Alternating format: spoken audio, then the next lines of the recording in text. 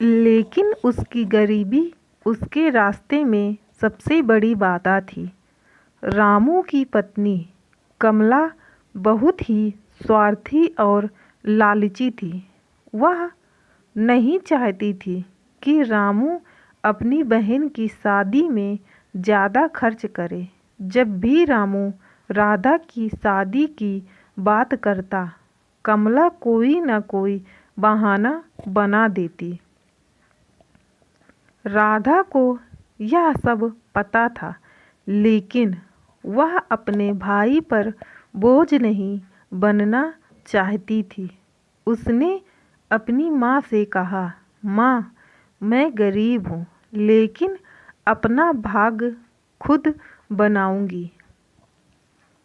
एक दिन गांव में सेठ हरि प्रसाद की हवेली में एक बड़ा समारोह था। यह समारोह उनके बेटे विशाल की सगाई का था।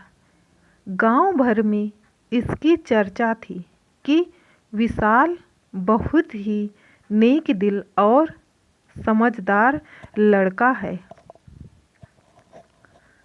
संयोग से राधा भी उस समारोह में अपनी सहेली के साथ चली गई थी। वहाँ उसकी मुलाकात विशाल से हुई। विशाल उसकी सादगी और मधुर व्यवहार से बहुत प्रभावित हुआ। कुछ दिनों बाद विशाल ने अपने माता पिता से कहा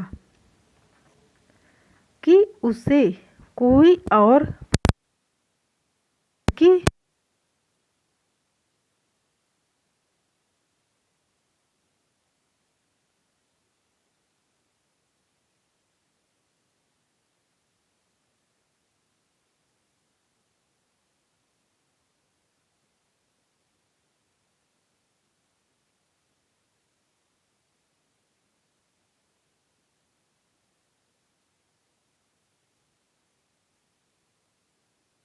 राधा में वह गुण है जो इस परिवार की बहू में होने चाहिए।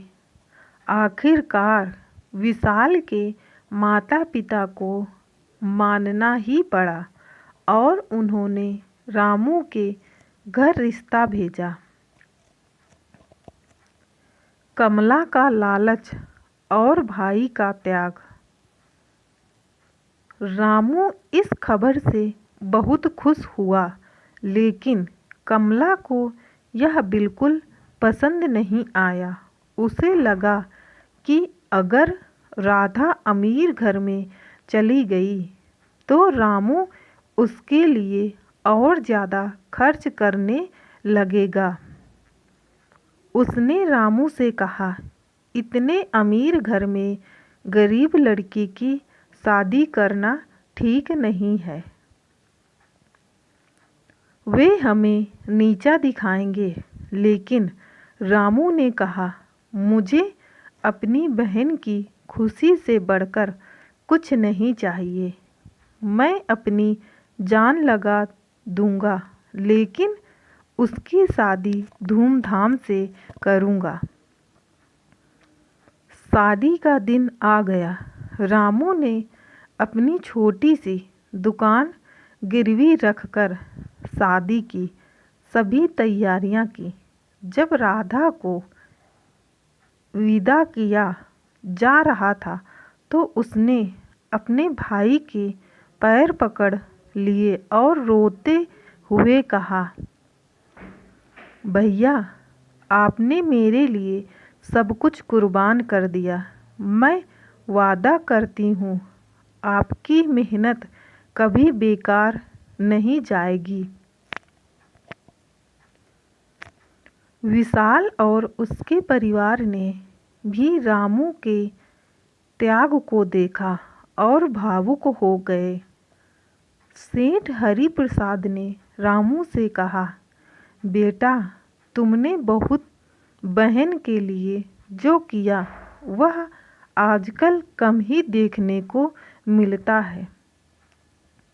मैं तुम्हारी दुकान का कर्ज चुका दूंगा और तुम्हें अपने व्यापार में शामिल